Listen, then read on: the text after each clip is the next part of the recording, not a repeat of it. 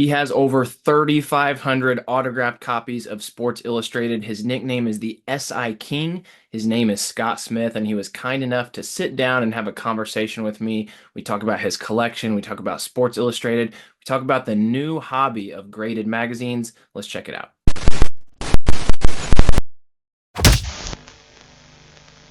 Welcome, Scott. I really appreciate you hopping on here with me today to chat with you. You are definitely one of the first people I think of whenever it comes to Sports Illustrated.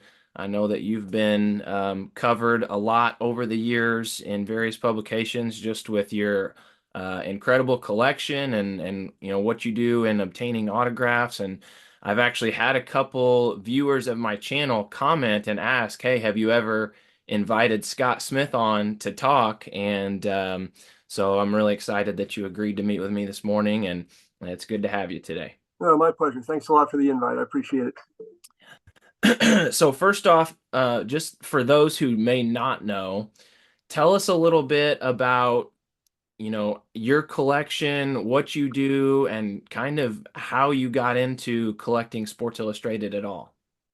Yeah, basic story. Like you may have gotten, baseball cards as a gift from your mom or grandmother or someone. My grandmother in 1973 got me a subscription to Sports Illustrated. So I was nine years old or so, and like any pack rat or kid, I would just save every single magazine after reading through it. I would save it in my closet and build up a giant pile for the next 3, 4, 5, 10 years or so. And after a while, there were 400 or 500 magazines in the closet.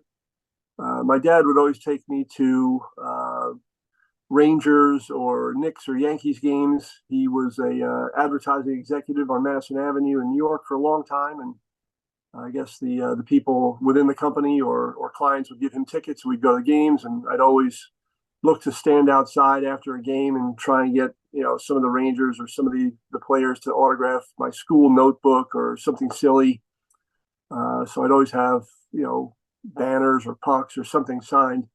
Just always wanting to meet my favorite athletes.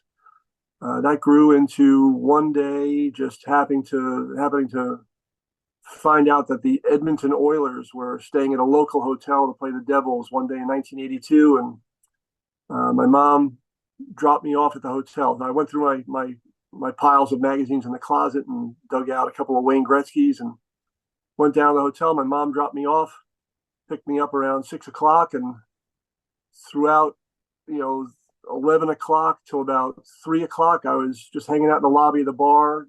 Every single player was walking back and forth.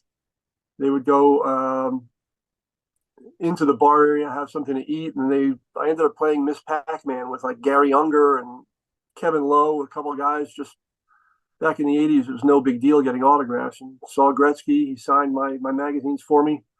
Unfortunately, the first rookie mistake I ever made was on day one. I didn't even bring a Sharpie with me. I had to pull out a ballpoint pen. So my first autograph on an SI is in a ballpoint pen accidentally, but still part of my collection. That kind of silly error just sticks with me. So I kept it. I've gotten them since on that same magazine cover many times over. But so from there, my mom would pick me up, go back home, and it just started from there, trying to figure out, each week, knowing that a different football team would come in to play the Jets or Giants, or someone would come in to play the Devils or the New Jersey Nets. Eventually, I figured out where all the baseball teams came in to play the Yankees and the Mets in New York City, befriended a few collectors, and just networked, made some friends. And from there, it just went where I'd be going at it, you know, 3, 4, 5 days a week when I was 17 years old. Didn't have anything other than high school and a little bit of work on weekends, and so the autograph collecting took off from there. Yeah, that's awesome. And I was gonna ask if you still had that first Gretzky, so it's cool Yep, that yep.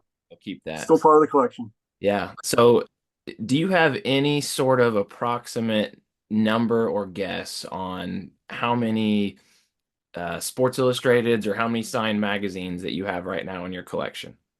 Yeah, it's I actually have a database of every single signature, every single issue. I could probably pull that up as we're speaking, but I'll give you an exact number in a second. I know since the first issue came out in 1954. Let's see. I'll tell you exactly right now. So not including this year. I haven't totaled up the 2024, but there are approximately 3,850 total magazines from 1954 until today, till 23. Of the 3,850 magazines, there are about 3,700 signable covers. So there's about 150 covers that can't be signed. Maybe a picture of the ocean or ducks, horses with no humans on, trees, like mountainside scenery, stuff like that. So there are about 150 issues that can't be signed. So of the 3,700 that are able to get signatures on them, I have about 3,560 signed covers, which is about 95%, 95.5% of every single cover signed. On those 3,560 covers, I have about 5,500 signatures.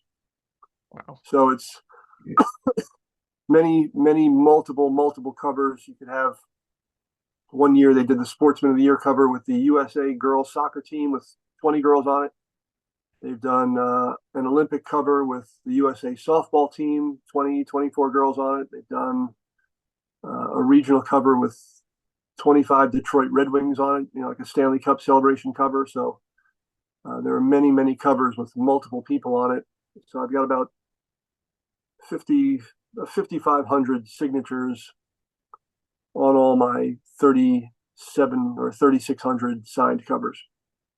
And so obviously I know that you would get like the weekly issues and now they've moved to monthly or whatever, but Yep. does that include all of the special issues and like the Sports Illustrated Presents and like the annual issues they used to do in the late 90s and that type of thing? No, just the regular weekly issue. So like the subscription issue that would come in your mailbox or hit the newsstand. I shouldn't say never. I've gotten plenty of commemorative issues and SI Presents issues signed, but I never considered those part of my personal collection. So it's just the regular weekly issue. Just like anything, back in uh, 1990 to 94, before I got serious with real life work, I used to own a sports bar here in New Jersey, and I had NBA players giving me 50, 60 pairs of NBA game worn shoes. I had Devils, Rangers giving me all their hockey sticks. I had a couple of jerseys. It got to the point where it's just too much stuff, with 20,000, 30,000 magazines in the house, including my extras and the unsigned issues. It was just too much. I kind of wish I had some of those, game used shoes. Karl Malone gave me a pair of shoes. Drazen Petrovic, the Hall of Famer, is deceased. Dominique Wilkins. I had a lot of game used shoes back in the day, but I got rid of everything other than my Sports Illustrateds. But the SI Presents and the commemoratives, if the Dodgers won a World Series, they would only be out in LA and I have to order them, have them shipped. They wouldn't be here on the newsstands in New Jersey. So it just got to be a little too much. There's also, Sports Illustrated swimsuit in Italy, Germany, India. There's so many beautiful covers of soccer players in SI Europe countries, SI Japan, SI China. Those could go for, $50 to $100 each unsigned just to get them from a foreign country or from someone on eBay. And just got to be too much. Yeah. So what about when they did the regional variants on just the basic weekly cover and so like you mentioned so a lot of times those would maybe only be available in like the Southwest or in various regions. I mean, Yep. did you figure out ways to get copies of those? Yeah, I've got a database. Now everything's pretty simple to get on eBay or just shop online. But back in the late 80s, 90s, early 2000s, there could have been, you figure 53 weeks, you're getting 53 issues. There are some years where there are 125 to 130 magazines. I just went through this I had a meeting here at the house the other day with some folks from eBay, and there were, I forget what year it was. There were 8 college regionals of like Khalid El Amin, Mateen Cleaves, Heshamu Evans from Kentucky. So there were 8 college covers one week. That would have been like I used to have 99, a 2000, I think. yeah, I forget the year. I'd have to look it up real quick, but um, so there were 8 college covers. I'd have to call 7 different Barnes and Nobles all over the country and tell them exactly what was going on. Where as soon as this issue hits the newsstand, I need 10 copies of it. So if I could only get 4 or 5 in one cover, let's say it was Michigan State with Mateen Cleaves, I would call every Barnes and Noble in Michigan or a neighboring state until I got my 10 issues sent here because I'd get about 10 or 12 signed each week and stash them and put them away to sell. But there were, let's say, 8 college covers. There might have been 8 pro basketball covers. There could have been 6 or 8 college football, 6 or 8 pro football, then baseball. They never did it really with hockey. They kind of crap on hockey and tennis and golf as it got as the years went on. They really didn't sell covers much. Baseball, football, basketball would sell covers. The swimsuit issue, but it would be a chore every time they would do that. I'd have to call Barnes and Nobles all over the country, give them my credit card, and have them shipped in. Yeah. So obviously, I think this your style kind of changed a little bit over the years, but were you were you primarily always taking your own personal subscription copy and that was the one you were getting signed and or how did that evolve? Correct. From '73 on, every single cover in my personal collection, for the most part, has my mailing label on it. That's what I would prefer. I know the issues that I have for sale. I've purchased thousands and thousands of magazines over the years and had to purchase every one from 1954 until '73. I've had to go back and look through the archives of Sports Illustrated to get every single cover. They've come out like 1979. They came out with a 25th anniversary issue that showed every single cover. So I knew that I had to go buy, the 1955 Princeton band member, and then go through the Princeton alumni directories, try and find these people, make phone calls through phone books in the '80s before computers were out. My buddy Sam and I would spend weekends just scouring through phone books in libraries, looking for relatives of all these people in the '50s and '60s, trying to figure out ways how to contact them or write them a letter or get an address. And what could have been your grandmother, in 1954, modeling a ski jacket on a mountainside somewhere in Sweden. We had to find relatives and find how to write to those people. But yeah, everything in my personal collection from '73 on has my mailing label on it, except for the regionals where I had to buy them, and those are all no labels. Yeah. Yeah, and that's part of what I think is pretty incredible. Like when I see you share some of your autograph magazines on social media, is collectors may just immediately think, well, he's just out there getting the big athletes, but like you'll be posting signings that you've snagged over the weekend, and they're just like the most random people I've never even heard of, and you'll share the cover. I'm like, man, I don't even remember ever seeing that cover. And Mm-hmm. they'll be like, then you'll post this picture that you had taken with them like 30 years ago. And then you'll share all these people that have passed away that were on covers, back in the 50s, 60s, 70s, and they're like obscure covers, obscure athletes or people, and so it's pretty impressive how comprehensive it is, and hearing about how you had to do it back in the day before the internet was a thing and tracking people down. I mean, I think that's pretty awesome. It's so much fun. Like I put my private detective cap on. I would have made a hell of a private detective if I went down that road instead of finance. But I have a lot of fun. Once I get going on something, like to try and find a kid playing soccer in a slum in Angola, Africa. It's just a random photo. It took me about 7 or 8 years. That's when I had help with Facebook now, just contacting hundreds of people and Americans living in foreign countries, asking them for help or guiding me down paths and little spider webs of paths, and or trying to find a 4-year-old kid in Shanghai, China, who was a martial arts expert in, as a 4-year-old in 1988. It's just a I know random photo, like I know one which out of, cover you're talking about. yeah, it's just insane. Like insane trying to find people like a penny in the ocean, just trying to find something like that. And after 20 or 30 years, and then the godsend of Facebook, trying to network with people and find out all about different forms of martial arts or different cities or businesses or schools in Angola, just little things that led me to these people. The kid, oddly enough, the kid who was 4 years old in Shanghai, China, he never even knew he was on the cover of a magazine. Wow. So it was when I put him together with the other little boy that was on the cover back in '88. It was kind of like they were thanking me for getting them together after 35 years of never seeing each other, and since they were 4 years old. So it was just crazy stuff. But I really, I'm very driven to try and succeed that way. Yeah. So I'm sure you've got a million of these, but I'd love to hear like one or two just like wild stories that stick out in your mind of whenever you obtained an autograph, whether it was just kind of wild on how you went about getting it or maybe the interaction with the person, whether good or bad. I mean, do you have just a couple interesting stories you could share? Yeah, there's hundreds of them, and it's funny. Is like I'm waiting to have someone fall in my lap who's like a writer or like a ghost writer type of thing, because I've got a list on my desk. I started about 6 months ago, just when I went through my collection, going through one at a time, because everything is covered only, and then it's matted with an 11 by 14 mat board.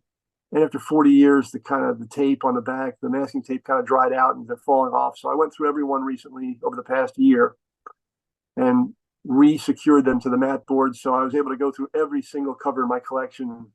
I just shake my head at some of the things I've done, and traveling to Iceland to meet the soccer team, or missing out on Bobby Fischer, who lived in Iceland at the time, the chess champion. But um, I've gotten myself into so many different things. Just I remember we would throw on. There would be so many things. Living in the New York City area or New Jersey, I'm a half hour outside of New York City. There are always charity functions, charity black tie events at the Waldorf Astoria, the New York Hilton, the New York Sheratons, all over the place. So there's always baseball writers' dinners, Hall of Fame dinners, charities where athletes and celebrities are always showing up. I know that there's a million doors into the hotels. There's probably a dozen to 20 different doors to get into a ballroom. So we would throw a suit and tie on, or a tuxedo on, and go crash these events. I remember, going to one event at the Waldorf Astoria where in 1963 they put the comedian Bob Hope on a cover of Sports Illustrated. I think he might have had a little ownership in the Cleveland Indians, because it's a great cover. He's on it where he's wearing a Cleveland Indians jersey and a hat. Mhm. And I remember he was being honored at the Waldorf Astoria for something one night. And again, I can see security in a second. I can spot them, but they don't know who I am walking in with 500 to 1,000 others in a tuxedo. So they don't know who I am, but I know who they are. So I get up to Bob Hope, and just as soon as I pull out my magazine cover and my marker, someone grabs me by the neck, and says, there's no autograph. You don't belong in here. And start screaming at me. They don't know if I did have a ticket or not, which I didn't. But they start grabbing me at the neck, pulling me backwards a foot, and Bob Hope grabs me by the arm as they're grabbing me the other way, saying, "Whoa, whoa, whoa! Leave the guy alone. He's just asking for an autograph." And so Bob Hope saved me that night from, number one, I got the autograph, but number two, from being pulled out by security out of a hotel where I didn't belong. That was kind of a cool one. I've gotten a couple times, booted out of, some dinners like that where the security was much higher. But there are others where I'd walk right into the ballroom, sit down next to President Bush. He'd sign a couple of Time magazines. Secret Service didn't have a clue what was going on. I'd be out of there in under a minute to 2 minutes. Simple stuff. But um, another fun one who I've now actually, I don't want to say become friends with, but there's a good understanding where we know each other fairly well, and this guy knows about my collection real well, is Aaron Rodgers, who's always been a horrific signer, just bad throughout his career, just real bad. He and I now have an understanding, and he would see me almost every year, every other year at the Packers hotels when they'd come into Philly or New Jersey, and he'd never sign. I'd always have something, try and get up to him, tell him about my collection. And um, I think I may have gotten him one time over like a 10, 12 year span.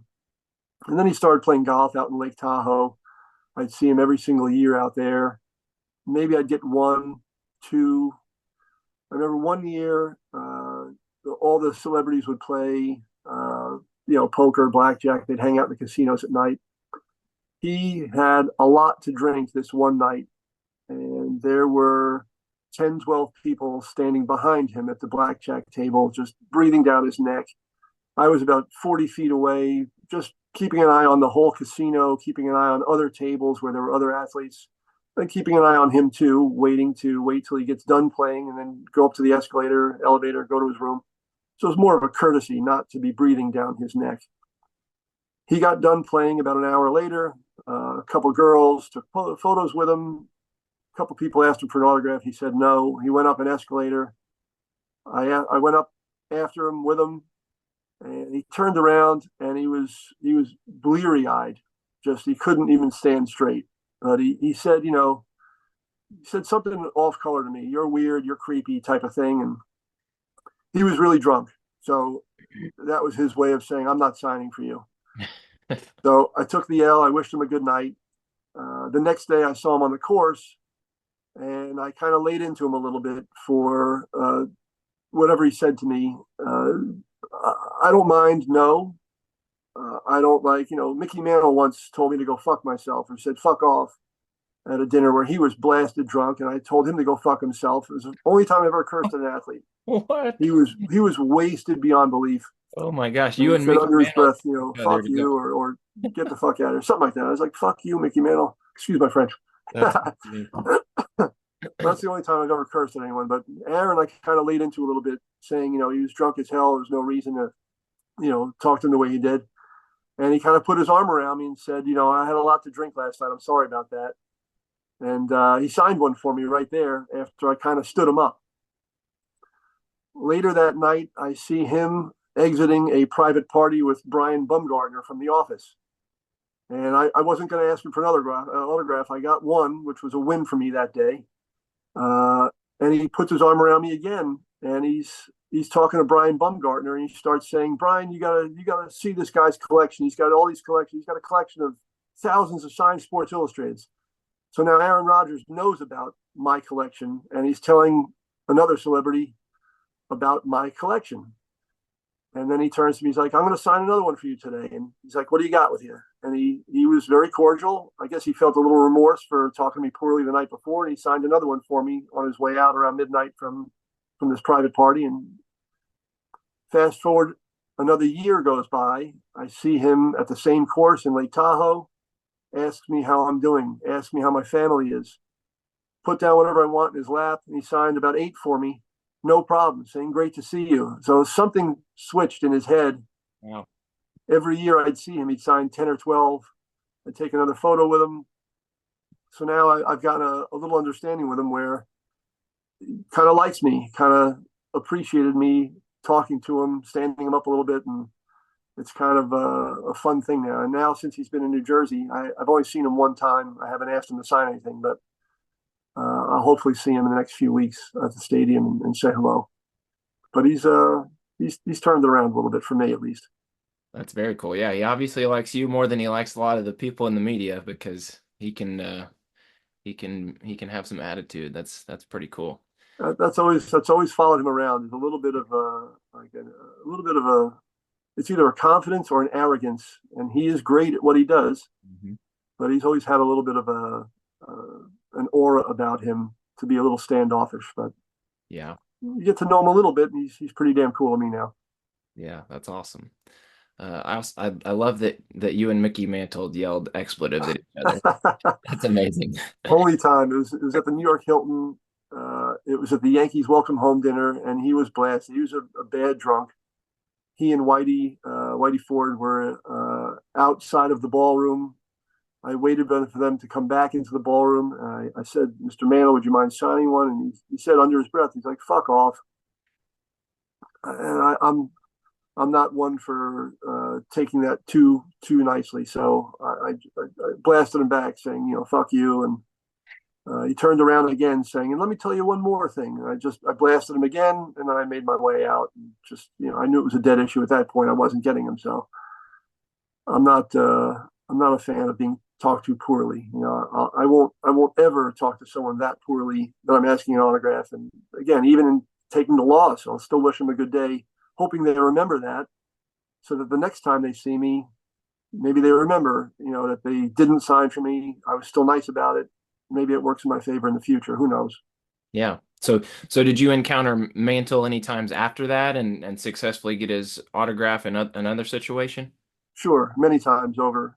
He owned a restaurant on 59th Street with his name, Mickey Mantle's, and he'd do press conferences and show up there randomly. And you'd walk in, you'd get one or two things signed, and he was always cordial. When he wasn't drinking, he was pretty cordial. Um, he would come up to Yogi Berra's golf tournament, maybe 15 minutes from my house in Montclair, New Jersey, every single summer. He'd sit at a hole, and every group, every foursome that would come through, they would have the ability to pay $25, do a closest to the pin type of hit. All four of them would hit. Mantle would hit. If Mantle was closest to the pin, they'd get their money back and an autograph from Mantle. If some of the others were closest to the pin, then Mantle would keep the money, or vice versa. Mantle would keep the money and maybe charge them $25, for an autograph. And it was always closed to the public, but I'd always sneak on the course and go out there, hang out the course. When he's in between time, he had about 10, 15 minutes in between each group coming through. I needed maybe 10 autographs at the time. I gave him $250, 25 a piece, and he would do it no problem because it was all going to Yogi's charity. But there were many times that he was polite and cordial, but he was a nasty a nasty guy when he was drunk, which was a lot of the time. He wasn't too cordial. Yeah. Well, I mean that definitely plays with a lot of the things that I've read about him. So Yep, yep, so that's another thing that amazes me is it seems like you always are prepared. Like how do you know to have these magazines? Like where do you keep them? Like how like you just run into all the and I know a lot of times you're intentionally seeking them out, so you've got specific issues with you, but it sure. almost seems to me like you've just always got what you need like nearby. Yeah, it was I guess in 82 to 90 or so, you would scour Sports Collectors Digest and people would be selling collections, or you would scour newspaper classified ads. There were probably three or four times. There was a guy in Vermont, a guy in New Jersey, a guy in Pennsylvania, maybe one in Chicago. Someone passed away, their grandfather passed away, and they had a subscription from 1954 until the year 1980, or 1954 through 2000. And they'd want $1,000, $2,000 for the complete run of the magazine. So I would buy complete runs of the magazine. Other times I would go to baseball card shows, and there would be periodical dealers, like baseball card dealers. I purchased, thousands and thousands of magazines. If I knew I would see, Mickey Mantle or whatever, whoever it was, I would have in my garage. I built shelving like behind me. Those are all autographed magazines in my shelves upstairs, but down in my garage, I maybe have 7 to 10,000 unsigned magazines of everyone. So it was more of an inventory where if I knew, uh, let's say, there was again no internet in the 80s. So I would read the Daily News, and they had Page Six, which is a famous little column that would show Joe Namath attending this celebrity golf tournament, or Pete Rozelle being honored as the man of the year at this function at this hotel on this date. So there was always little bits of information. So if I knew, Pete Rozelle was going to be at the New York Hilton on this date, I would go there at 4 o'clock, wait for him to walk in the hotel, and I'd have my magazines ready for me. I wouldn't have, hundreds of magazines for random people. I would just have them for Rozelle, or maybe some football Hall of Famers that were also being honored. Every year I would go to the Heisman Trophy dinner. So I know to bring every single Heisman Trophy Sports Illustrated, from you know, Steve Owens, Johnny Latner, Jay Berwanger, all the old guys. My office when I worked out on Wall Street for 10 years, my office was about a 3 to 4 minute walk from the downtown athletic club. So even on my lunch break, I'd be able to go over there for an hour, and all these guys would just come and go inside, out the building. I'd meet everyone within an hour, get maybe a dozen, 15, 20 things signed, and then go back. I got out of work at, let's say, 4 o'clock when the bell closed. And I would just hammer these guys all night long. They'd be going in and out of the hotel, drinking, eating dinner. Uh, some of the most cordial guys in the world are the Heisman Trophy winners back in the 50s, 60s, 70s, 80s. Nowadays, there's so much money involved. All these young kids really don't sign much unless it's a paid signing. So it's a much more difficult time these days. Sure. So I want to touch on a topic that I know a lot of my viewers are interested in, and that's the graded magazines. I got to imagine for someone like you who has been, involved in collecting Sports Illustrated for decades, and then all of a sudden the idea of like graded magazines has kind of popped up and become popular over the last few years.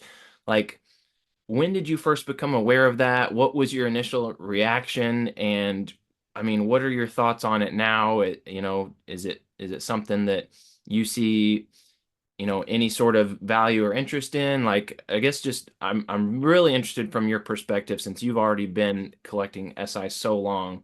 Just talk to me about that for a little bit. That's one that's probably not going to be too long of a conversation because I haven't gotten into it yet. It's everything I've done is not necessarily to collect Sports Illustrated magazines. It's really just to get them autographed. So for me, building up my inventory of 8, 10, 15,000 unsigned magazines in order to get signed, I do have thousands and thousands of magazines still that are unsigned.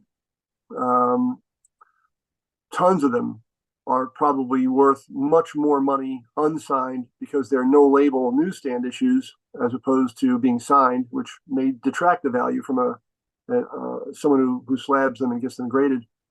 I'm slowly starting to look at that window where there are a couple of groups on Facebook, and there are some really, as diehard as I am with the autographed Sports Illustrated, there's some guys that are, experts tenfold more than me on graded issues with either SGC or soon to be PSA coming out.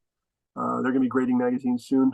But, my old Mickey Mantles that were no labels back in the 50s and 60s, they could be worth $6,000-7,000 each unsigned, but I took the covers off and got them autographed at the time. So, you know, back in the day, I had no idea. There was no market, there was no slab, there was nothing like that. But nowadays, I do have, hundreds and hundreds of unsigned issues down there. First issues of Bryce Harper and Pat Mahomes and all these guys. And I recently saw a slab. Within 2 years ago, Kylian Mbappe put out there was a cover, and I saw one slab that was like 9.8 and was sold for $5,000. Something I got on the newsstand for $8.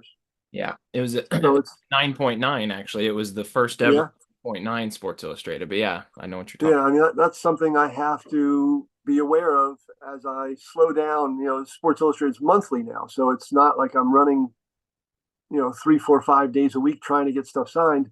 I have most everything signed already, so it's not a lot that I can do and go out and get signed. And whatever I do need signed, the Tim Duncans, the Tiger Woods, LeBron, Jordan, those guys aren't signing. So I'm not wasting my time chasing them. I got to wait for a paid signing, which probably isn't going to happen with those guys. But I'm not going after Shohei Ohtani when the Dodgers come to town this week. I can't afford to waste my time knowing that the security is going to be through the roof. He doesn't sign to begin with. It's a fanatics only type of thing because you get paid too much money. So it's just, and there'll be 50 to 100 fans at the hotel. It'll be impossible. Security be off the charts. But getting back to the unsigned, I've got a dozen of those Mbappes. I've got a dozen of everything, all the regional issues. I've got all those things unsigned in my stock downstairs. I'm trying to wrap around my head, pressing the magazines or sending it out to a service, having to pay 20, 25, $30 to press it, clean it, and then get it slabbed for another 45. I might be out 75, $80 per magazine just to get it pressed, cleaned, and slabbed, and then hope that I get a 9.8 or a 9.9. If it's a 9.0, does it only make it a $100 magazine? Meaning I spent $80 just to make 20? I don't know. So it's all stuff that I'm going to be looking into in the next few years as the autograph stuff slows down. Yeah. No, you're right. There's a lot of education that goes into it and determining whether or not it's worth it to get a magazine graded and pressed and all that stuff. And I Yep, mean, someone like you who owns so many magazines and who might potentially have several hundred that are definitely worth sending into grade. I mean, it sometimes is beneficial to buy your own press and just and learn how to do it yourself. It's honestly not that hard. It's what I do. It's what I did when I first started getting in a couple years ago because I send in so many. I just press on my own, and then that cuts off a lot of the cost for sending sure. a magazine. But I think one thing that could potentially be good for you if you do start exploring that avenue is the autographs have been starting, like the slabbed autographed issues have been starting to get a lot more desirability and attention. CGC just put out a service where they're now, for the first time, authenticating the autographed magazines, while they slab them. That literally just got rolled out last week, I think. So that's a big Hmm. deal that collectors are excited about. And then, as you mentioned, PSA coming into the game, they're going to be offering that service as well. So Right. we've already seen some examples in the market of some autographed copies selling really well and like for much higher value than the unsigned. So I think it'll be interesting to see where that goes, and that obviously might be something for you to look into. Yeah, Um, there's no doubt. I've got, another 10 or 15,000 extra signed magazines, many no labels, thousands of them. Um, it's funny with one or two Google searches for heat presses. They're local in Facebook Marketplace for 75 to $200.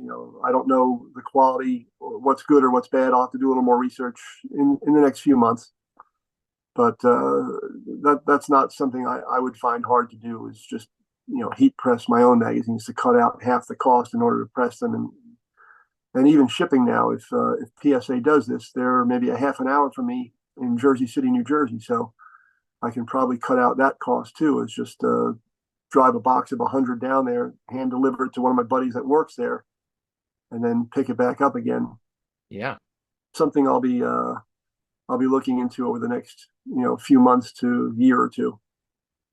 What was your initial reaction when you first even saw that people were getting magazines graded? I mean, were you kind of like, okay, this is ridiculous? And I mean, what were your thoughts? Yeah, because of the volume that I have, it takes up, 2.5 rooms in my house, from my office to my garage, with two walls being, I custom built some shelves that go up 10 feet high. And I mean, there's thousands and thousands of magazines. And I kind of laughed a little bit because if I had to slab all of those things, I'd probably need an extra house. Yeah. The slabs themselves are so thick. I compare it to like cards where, you'd have like a 500 count box. Mhm. And now if you have, how many slabbed cards can you put in that 500 count box? 50, maybe 40. So you're talking about space.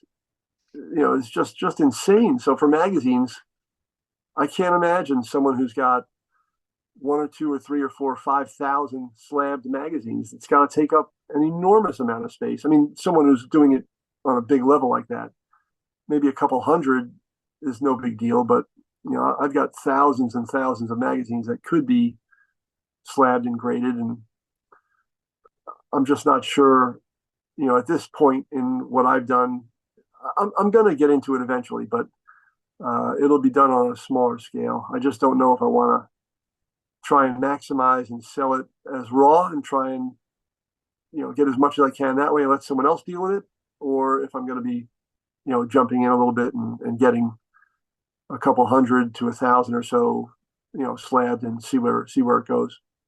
Yeah, no, you're absolutely right. I mean, that's definitely a barrier when it comes to that hobby is it's pretty difficult to have a large scale collection like a lot of people do with sports cards simply because of the Right, space. right. It gets it gets pretty difficult pretty quick. Um, Yep, yep. you mentioned earlier like having George Bush sign a Time magazine. Do you collect any other magazines regularly besides Sports Illustrated? No, it's only SIs. I do have, handfuls of sport magazine. If I saw that there were some beautiful covers, let's say, off the top of my head, Jack Youngblood never was on a Sports Illustrated, but he was on a beautiful sport magazine. Mhm. Or anyone that's on a sport magazine. If I saw that they were beautiful covers, I'd pick them up. If I knew I was going to see them, at least I'd get something signed as opposed to getting nothing signed. Time magazines, I have a handful from President Bush and Carter and Nixon, and picked up Bruce Springsteen since he lives in Jersey. U2 at the time, I was a big U2 fan back in the early '80s and '90s, and so anytime a nice magazine cover caught my eye, I'd pick them up on the newsstand just to say, maybe I get this signed down the road. But again, with Sports Illustrated, um, having so many of those, there's just so much that I could really collect.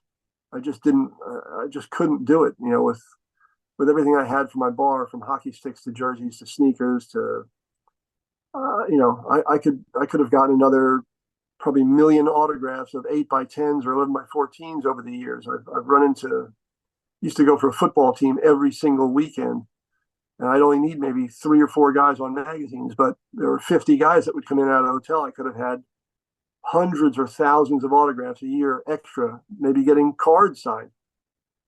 I know guys that have three or 400,000 cards signed because they would want to collect every single year of their baseball tops set. So if there's 500 cards a set, maybe inserts and so forth, and then you get two or three of each set, you're talking about hundreds of thousands of cards. And '80s and '90s baseball players, I remember working on one card set myself, 1991 Hockey Pro set, like 405 cards signed. And if I'd go to a hockey hotel and let's say there were 20 guys or 22 guys, I'd expect to get every single one of them on my cards. They were so nice back in the day, and I'd get at least 18 out of 20 signed. So within the year, I'd have probably 350 of those 405 cards signed. There's always going to be guys that are hurt, maybe traded. A couple of guys retired. I wouldn't have access to them, but a couple of guys like Messier and that were just jerks. They wouldn't sign, but eventually, uh, I think it took me about 4 years to get that complete set signed, all 405.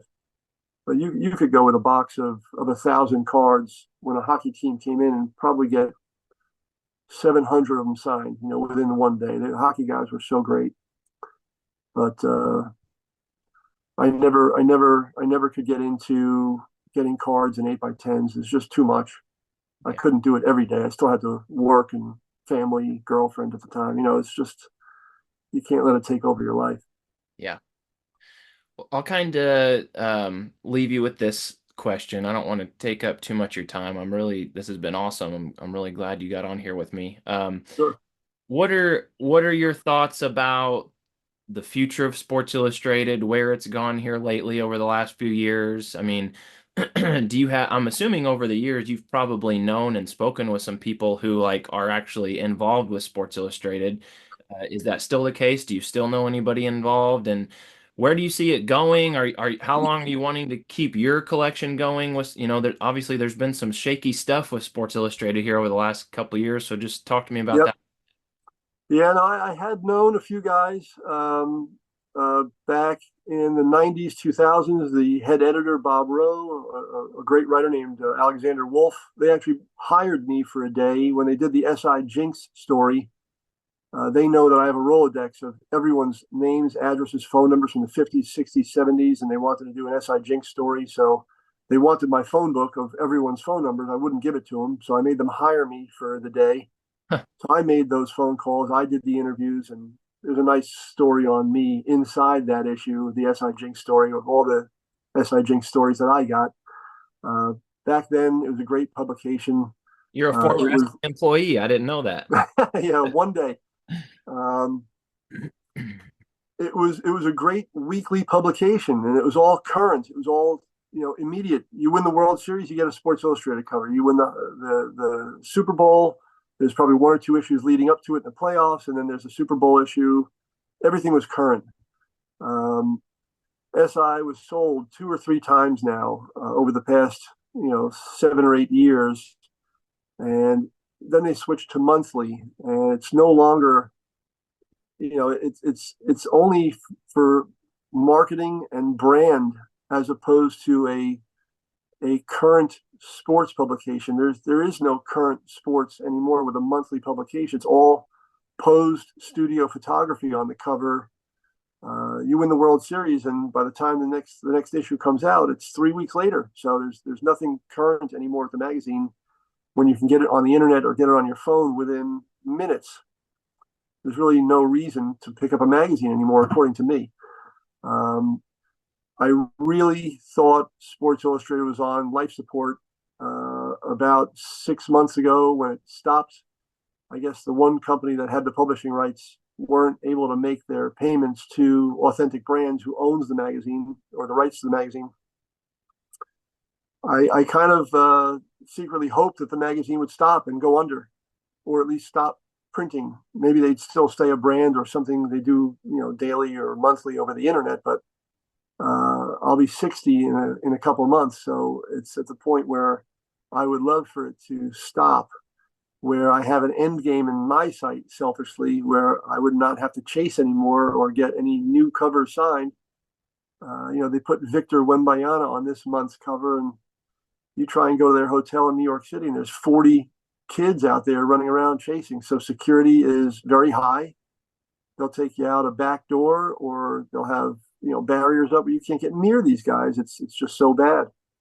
So for me to get that signed, I may have to hope that Fanatics allows send in items, maybe pay $300-400 just to get my one magazine signed. I prefer to do that these days as opposed to waste my time running into New York trying to get nothing.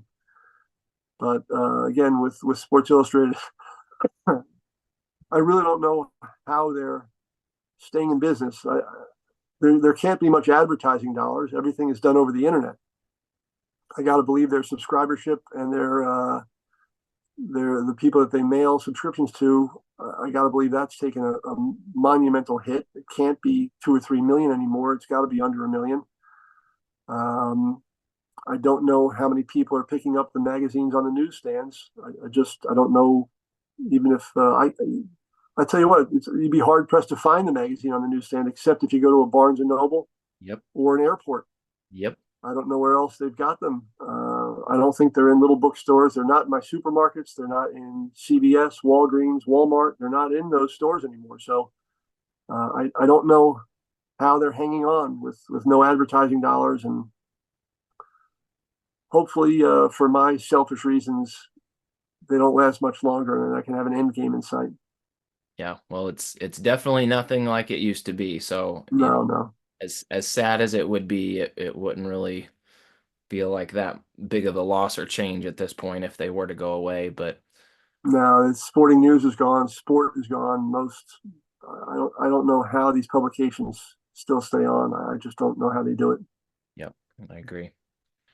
Well, Scott, man, I appreciate it so much. That's really awesome just hearing you talk about all these years you've been collecting. Your collection's amazing. You got so many cool stories, and just hearing your perspective. I really appreciate you agreeing to hop on here with me today. Yeah, no, my pleasure. I appreciate being asked. It's always fun to talk, shoot the breeze about the hobby and the collection. It's always a lot of fun. I know you've got a YouTube channel that you occasionally post your videos to. Is there any other, I don't know, social media or anything that you want to, or your website you want to direct people to? The website is sikingcollection.com. That's got my complete inventory of everything for sale on that. Got an Instagram. I try and tell little stories on Instagram, maybe one cover a day, one cover every other day, a little bit of how it was obtained. Every autograph in my collection, my personal collection, has the date and location as to where it was signed. So I try and, as I get older, maybe memory fails me a little bit. At least I have everything documented as to where I got it signed at the time. But my Instagram, I don't even know. My profile name is just Scott S.I. King. So I'll put up another daily cover here after I hang up with you. And Facebook is my name, Scott Smith. But, with the last name Smith, it's probably hard to find me. So you might have to put in Scott Smith S.I. King or Scott Smith Autographs in order to find my Facebook page. But yeah, the website, I've got an Amazon store. eBay is trying to work something out with me right now to do some content with them, and Instagram's fun. I get to tell little stories here and there, but yeah, hopefully I'll have the opportunity to write a book and tell maybe 50 to 100 stories where someone like yourself or some collectors might find some interest in that. But still working on that. Yeah, I would love that. I hope you do put a book together. That would be really awesome. That'll be fun. That'll be fun. Yeah. All right. Well, Scott, thanks again. Appreciate it very much, and I'm sure my viewers of this channel will find this very interesting. And I wish you best of luck in continuing your collection and obtaining all those autographs. Thanks, Bradley. Thanks again for the invite. I appreciate it, and you enjoy what you do as well. All right. Thanks, Scott. See you later. Take care. Bye bye.